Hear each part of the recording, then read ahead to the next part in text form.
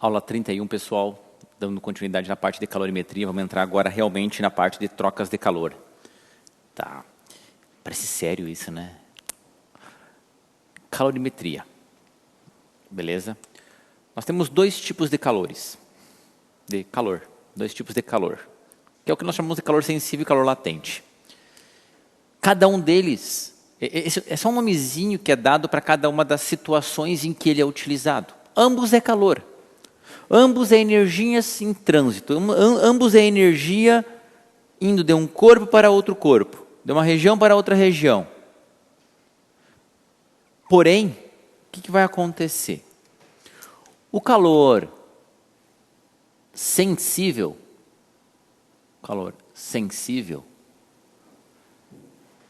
que ele é dado representado no caso QS, quantidade de calor sensível, ele vai ocorrer quando houver mudança de temperatura. Então nós chamaremos de calor sensível ou quantidade de calor sensível quando houver variação da temperatura de um corpo. Então, nesta situação aqui, a temperatura do corpo varia. E ele permanece mesmo estado de agregação. O que quer dizer isso? Varia a temperatura e mantém no mesmo estado de agregação. Ele está no estado sólido e a temperatura está mudando. Ou ele está no estado líquido e a temperatura está mudando. Ou no estado de vapor, gasoso, e a temperatura está mudando. Ele mantém o mesmo estado físico, o mesmo estado de agregação, só muda a sua temperatura. Calor latente, ou quantidade de calor latente, é um pouquinho diferente. Na verdade é o contrário. Que L, quantidade de calor latente. Nós teremos que a temperatura, ela se mantém constante. Então a temperatura será constante. E haverá mudança de estado físico. Quando é que isso acontece? Naquelas transformações de estado, sólido para líquido, fusão. Líquido para vapor, pode ser evaporação, pode ser ebulição, calefação, enfim, tem os processos que tem.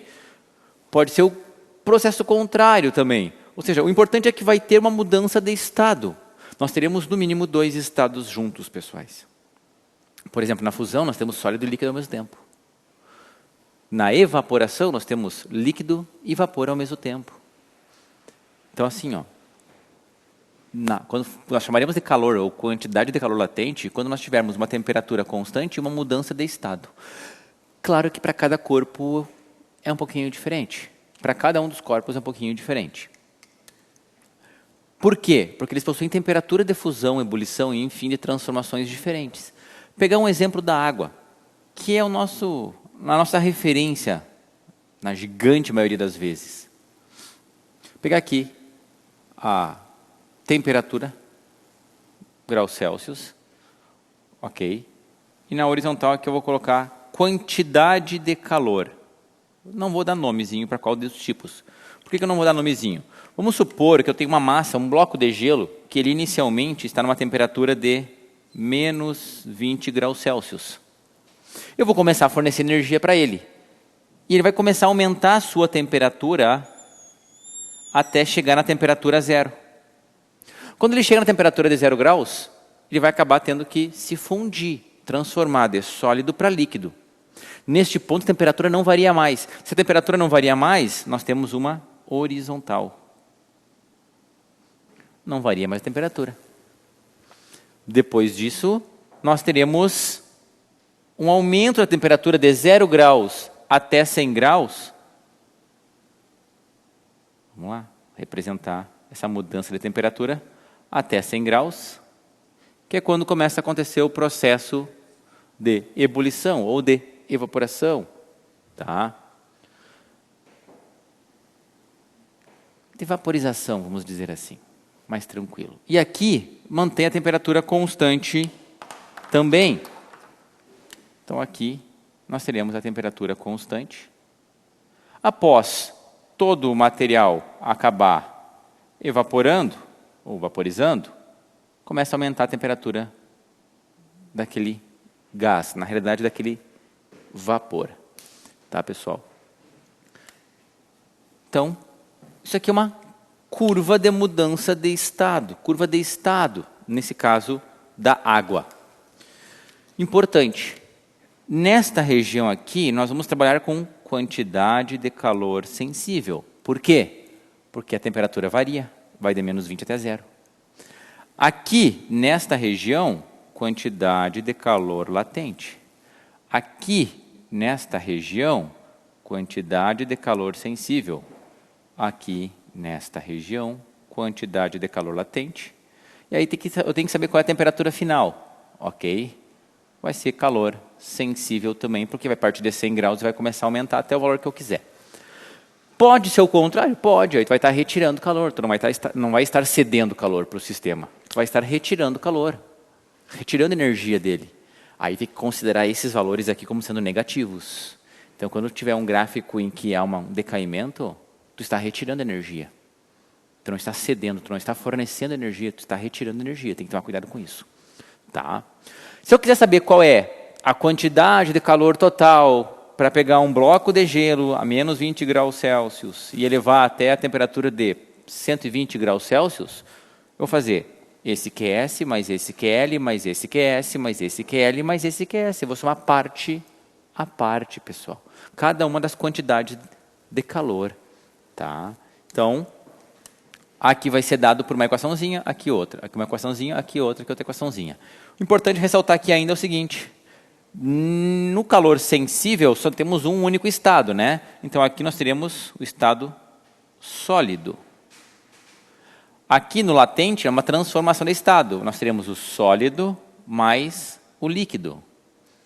Aqui nessa parte do sensível, somente o estado líquido. Calor latente, líquido mais vapor. E aqui, somente vapor. Beleza? Isso aqui é essencial identificar cada um deles também. Tá? Outra forma que isso aqui pode aparecer não é em função de calor, mas sim em potência. Então, em vez de colocar quantidade de calor aqui, eu coloco potência. Tem que lembrar o seguinte, potência é igual a energia por tempo. Isso aqui vem lá do conteúdozinho do início do ano, do início do nosso curso. Tá? Em que nós falamos com energia, transformação de energia, potência elétrica, transformação de energia elétrica em energia luminosa, enfim. Só que a energia que nós estamos trabalhando aqui é a quantidade de calor, que é dado por quê? Em função do meu tempo. Tá? Então, se der a potência aqui, é importante ressaltar quanto tempo demora para cada uma dessas fases. Digamos que o calor sensível no estado sólido para chegar de menos 20 até 0 vai ser de 10 segundos, vai ser 10 vezes o valor da potência. Então, tem algumas coisinhas que podem aparecer de forma diferente. Temos que tomar esse cuidado. Ok, pessoal? Outro detalhe que é essencial aqui é as unidades. A quantidade de calor, a unidade utilizada é caloria. Qualquer uma das duas. Latente ou sensível. Caloria. Abreviada por cal. Tá? No sistema internacional, se nós vamos utilizar realmente as unidades do sistema internacional, teríamos que utilizar em joules. Unidade de energia é joule. Tá? E calor é um tipo de energia. Então, isso aqui seria joules. Só que na parte de calorimetria é muito comum utilizarmos em calorias. Não há problema quanto a isso. Tá? Existe uma relaçãozinha para transformar de calorias para joules, tá? que daí tu pode fazer uma regrinha de 3. Uma caloria é igual a 4, vou colocar com 2 casas decimais, embora nas questões geralmente eles colocam ou o valor 4 redondinho para ficar mais fácil de calcular, ou 4,2 para aproximar. Tá? Então uma caloria vale 4,18 joules. Então se eu quiser calcular, por exemplo, 1000 calorias, vale X, regrinha de 3. Se pegarem algum alimento de vocês em casa, qualquer alimento em casa, pacote de alimento, tem lá as informações nutricionais. E aí nas informaçõezinhas, nas entrelinhas ali embaixo diz assim, ó, dados para uma dieta de 2.000 quilocalorias diária.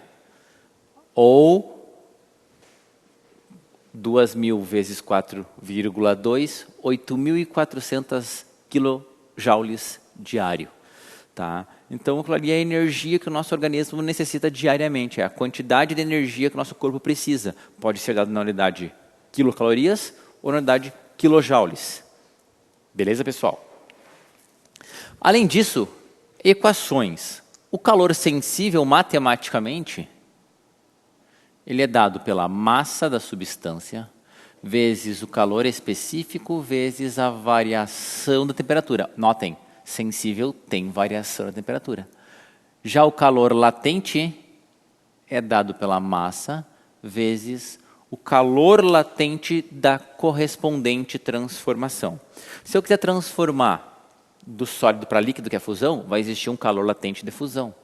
Se eu quiser transformar de líquido para vapor, que daí ebulição ou evaporação, vaporização, perdão, vai ter um calor latente para vaporização. Então, cada uma possui um valor diferente.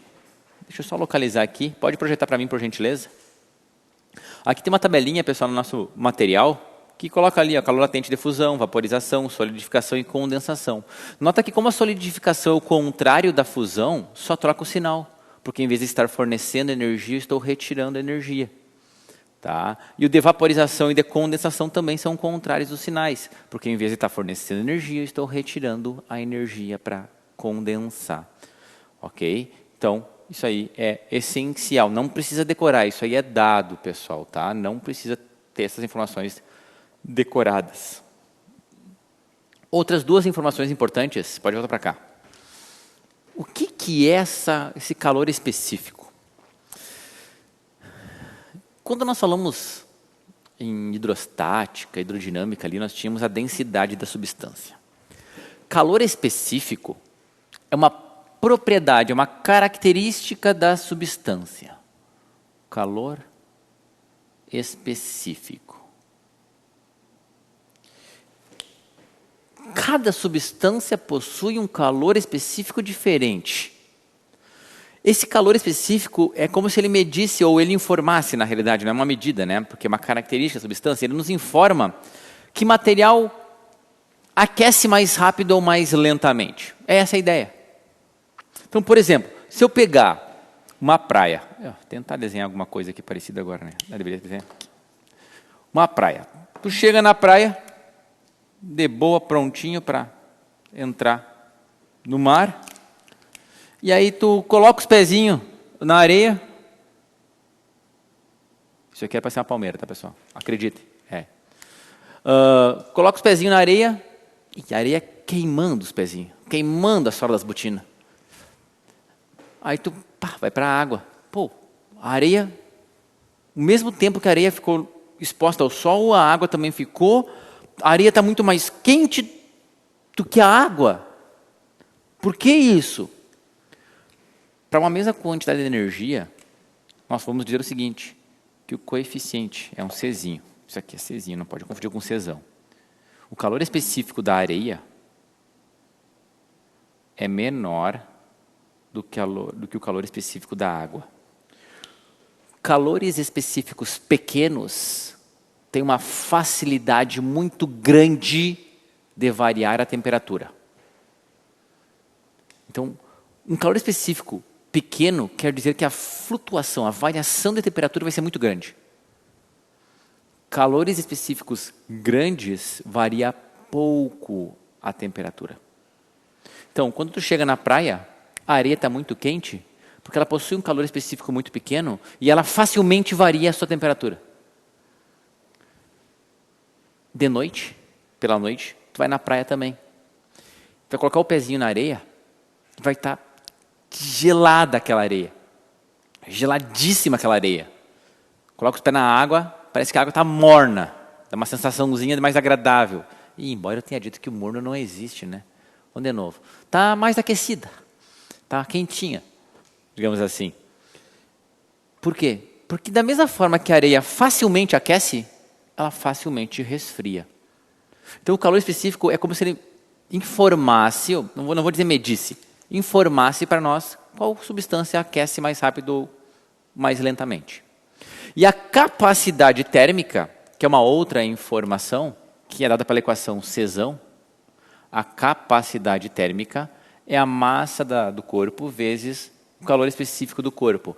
Esta capacidade térmica nos informa quanto de energia o corpo consegue armazenar para fornecer no momento que precisa, ou quanto de energia que esse corpo consegue armazenar, receber e armazenar para si, ou quanto de energia ele consegue ter para fornecer para um outro material num outro momento. Então é a capacidade de armazenamento de energia. Aí, quanto maior a massa, maior a capacidade. O calor específico, pessoal, não depende da massa.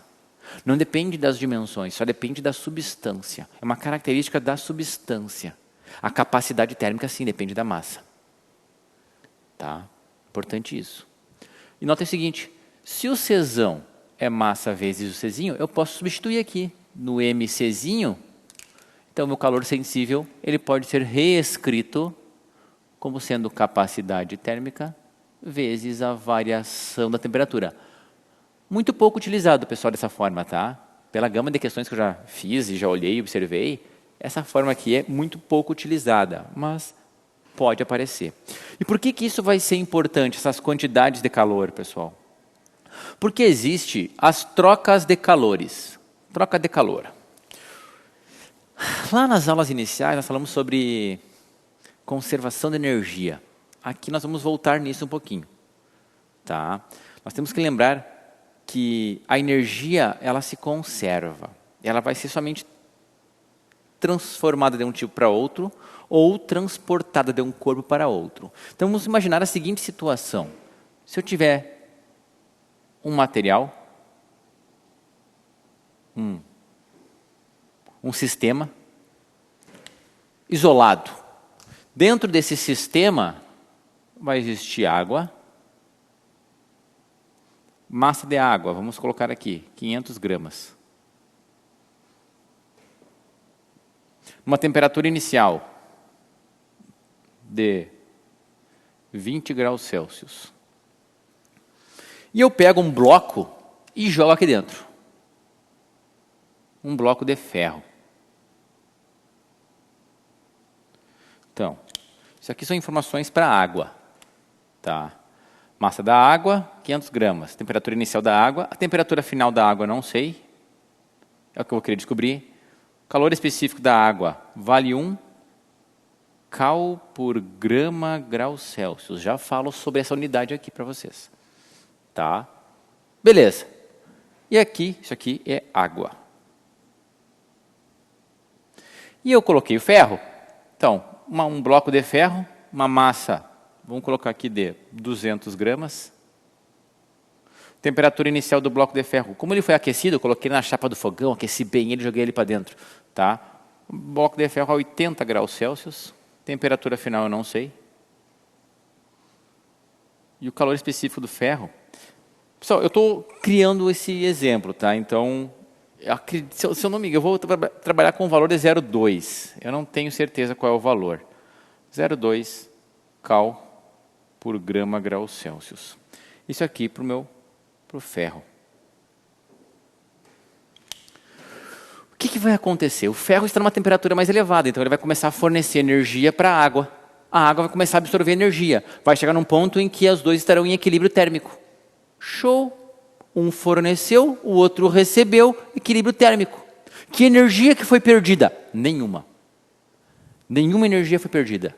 Então esse é o princípio básico, pessoal. De forma que toda quantidade de calor que é cedido, mais toda a quantidade de calor, que é recebido, a soma total tem que dar zero. Por que tem que dar zero? Por que não vai ser uma soma numérica, Mateus? Vai dar um valorzinho, tem que dar zero. Porque quando tu cede, tu perde, é um valor negativo. Quando tu recebe, tu ganha, é um valor positivo. Logo, um valor negativo somado com um valor positivo, se eles forem iguais, dá zero. Ou seja, aquele zero é para representar que não há perdas de energia. Que só é um transporte de um corpo para outro. Trocas de calor. Em um meio isolado. Não há perdas para o meio externo de energia nem de matéria. Nós já falamos sobre sistemas aqui. Beleza? E eu posso calcular isso. Notem que eu terei o quê? Somente mudança de temperatura. A água vai começar a aquecer, o ferro vai começar a resfriar. A gente pode resolver essa questão. Vamos resolver essa questão. Vamos apagar aqui, vamos resolver essa questão. Vamos achar qual é a temperatura de equilíbrio térmico. Qual é a temperatura final desse meu sistema. Então, quem é que vai ceder energia? Maior temperatura cede. Então, o Q do ferro mais o Q da água, que vai receber, tem que ser igual a zero. Massa do ferro vezes calor específico do ferro vezes ΔT do ferro, mais massa da água vezes calor específico da água vezes ΔT da água, tem que ser igual a zero. Massa do ferro. Notem, pessoal, o calor específico está em calorias por gramas por grau Celsius. Essa é uma das unidades que pode ser utilizado o calor específico. Cal por grama por grau Celsius. Também pode ser utilizado joules por quilograma Kelvin. O importante é, o calor específico é a unidade que manda. O calor específico é a unidade que vai mandar quais serão as outras unidades que nós iremos utilizar no sistema. Então, se o calor específico está em calorias por gramas por grau Celsius, nós vamos utilizar a quantidade de calor em calorias, a massa em gramas e a temperatura em graus Celsius. Pensem o seguinte, a unidade mais complexa apresentada na questão é aquela que prevalece. Isso torna mais simples a resolução. Tá? Então, massa do ferro, 200 gramas. Calor específico, 0,2. Variação da temperatura vai ser a final, que eu não sei quanto é que é, menos a inicial, que vale 80. Massa da água, 500, vezes 1, vezes temperatura final, menos a inicial, que vale 20. Isso igual a zero. Então, aqui, 200 vezes 0,2, 40, vezes... Aí eu vou ter que utilizar um pouquinho agora dos conhecimentos que o Gustavo traz para vocês em matemática direto. Propriedade da distribuição, pessoal, distributiva. 500 vezes 1 prevalece 500, vezes, novamente, distributiva TF menos 20. 40 vezes TF vai ficar 40 TF menos 3.200, mais 500 TF menos 10.000. Igual a zero.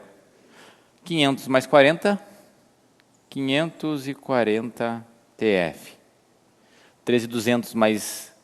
Menos 13.200 menos 10.000 dá menos 13.200. Para o outro lado, positivo, 13.200.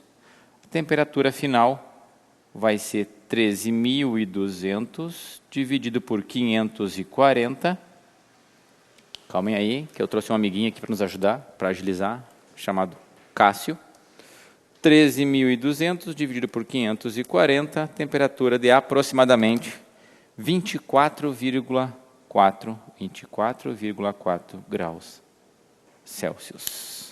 Essa é a temperatura de equilíbrio térmico, pessoal. Notem o seguinte, a temperatura é muito mais próxima da água, né? Porque como a água possui um calor específico maior do que o do ferro, a água é mais difícil mudar a temperatura. Por isso que ela muda pouco a sua temperatura. Já o ferro, como possui um calor específico pequeno, ele tem uma facilidade muito grande em variar a temperatura. E ele resfria muito rapidamente. Tá? Então esse é o princípio básico das trocas de calor, pessoal. Pode existir sistemas mais complexos? Pode. Eu posso pegar um bloco de gelo. Se eu pegasse um bloco de gelo aqui, pessoal, o que aconteceria? Esse gelo teria que, primeiro, aquecer até ficar em 0 graus Celsius, derreter, aquecer até a temperatura final. Então, eu vou ter que colocar QS do gelo, calor sensível do gelo, mais calor de fusão do gelo, mais QS do líquido, correspondente ao gelo. Então, eu vou ter que abrir essa expressão aqui, se fosse gelo, em 3 subexpressões. QS, mais Q de fusão, mais QS da parte líquida. É um pouquinho mais chato. Tá? Um pouquinho mais delicado. Mas nada que, com a prática, não acabamos chegando na perfeição. Show? Já já continuaremos com a parte de sistemas, como é que acontecem essas transformações, como é que esse calor se propaga, como que ocorrem os processos de propagação de energia na forma de calor, em que nós trabalhamos com 3 em especial. Beleza, pessoal? Até a aula 32.